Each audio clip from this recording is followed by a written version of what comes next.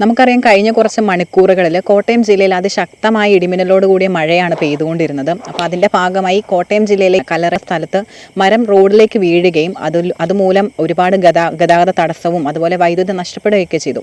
അപ്പം ഈ സംഭവം നടന്ന സമീപ പ്രദേശവാസികൾക്ക് ഒരുപാട് ദുരന്തമാണ് ഇതിൻ്റെ ഫലമായിട്ട് അവർ അനുഭവിച്ചത്.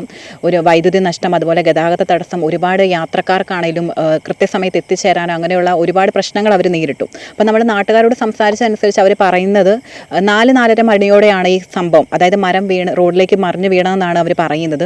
അതുമാത്രമല്ല, കുട്ടികളെയുമായി കൊണ്ടുവന്നിരുന്ന വാഹനം, സ്കൂൾ വാഹനം എത്തുന്നതിന് തൊട്ട് മുമ്പാണ് ഈ മരം മറിഞ്ഞു വീണത്. അപ്പം ഒരു വലിയൊരു ദുരന്തമാണ് അതിലൂടെ ഒഴിവായത്. അതുമാത്രമല്ല, നമുക്കറിയാം ഈ രാത്രി സമയം ആകുന്നതുകൊണ്ട് തന്നെ തട്ടുകട അതുപോലുള്ള ചെറിയ ഉപജീവന മാർഗമായിട്ട് നടത്തുന്ന ഒരുപാട് പേരും ഈ സമീപത്തുണ്ട്.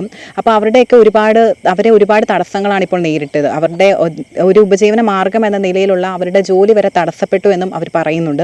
അപ്പോൾ ഒത്തിരി ഈ മരം വീണതിനെ തുടർന്ന്, മഴയെ തുടർന്ന് ഒരുപാട് ദുരന്തമാണ് ആളുകൾ ഇപ്പോൾ നേരിട്ടുകൊണ്ടിരിക്കുന്നത്. ഇപ്പം ആ സമീപ പ്രദേശത്ത് വാഹനങ്ങൾ പതിയെ ഫയർഫോഴ്സ് ഒക്കെ എത്തി മരം മുറിച്ച് മാറ്റുകയും അതുപോലെ ഒരുപാട് പോസ്റ്റുകളാണ് ഈ മരം വീണതിനെ തുടർന്ന് മറിഞ്ഞു വീണ് വൈദ്യുതി വിച്ഛേദിക്കപ്പെട്ടത്. അപ്പം ഈ മരം വീണതിനെ തുടർന്ന് ഒരുപാട് പോസ്റ്റുകളും മറിഞ്ഞ് റോഡിലേക്ക് വീഴുകയുണ്ടായി. അതുമൂലം ഒരുപാട് വീടുകളിലെ വൈദ്യുതി എല്ലാം വിച്ഛേദിക്കപ്പെട്ട ഒരു അവസ്ഥയിലാണ് ഇപ്പോൾ നിലവിലുള്ളത്. അതുമാത്രമല്ല, KCBയുടെയും ഫയർഫോഴ്സിൻ്റെയും സമയോചിതമായ ഇടപെടൽ മൂലമാണ് ഒരുപാട് അപകടങ്ങൾ ഒഴിവായത്. ഇപ്പോൾ അവർ മരങ്ങൾ മുറിച്ച് മാറ്റുകയും അതുപോലെ തന്നെ ഫയർഫോഴ്സ് എല്ലാം ചേർന്ന് മരങ്ങൾ മുറിച്ച് മാറ്റുകയും ഗതാഗതം വീണ്ടും പൂർവ്വസ്ഥിതിയിലേക്ക് മാറ്റുകയും ചെയ്തിട്ടുണ്ട്. അപ്പോൾ വണ്ടികളൊക്കെ പതിയെ ഇപ്പോൾ പഴയ സ്ഥിതിയിലേക്ക് പോകുകയാണ്. അപ്പോൾ എന്തായാലും ഈ മരം വീണതിനെ തുടർന്ന് ഒരുപാട് പ്രദേശത്തെ സമീപവാസികൾ ഒരുപാട് ദുരിതമാണ് അനുഭവിക്കുന്നത്. അവർക്ക് വൈദ്യുതി വിച്ഛേദിക്കപ്പെട്ടു, അതുപോലെ കൃത്യസമയത്ത് ആളുകൾക്ക് എത്തിച്ചേരാൻ പറ്റിയില്ല. അതുപോലെ കറണ്ട് ഇനിയിപ്പോൾ എപ്പോൾ കറണ്ട് വരുമെന്നൊന്നും നമുക്കറിയില്ല.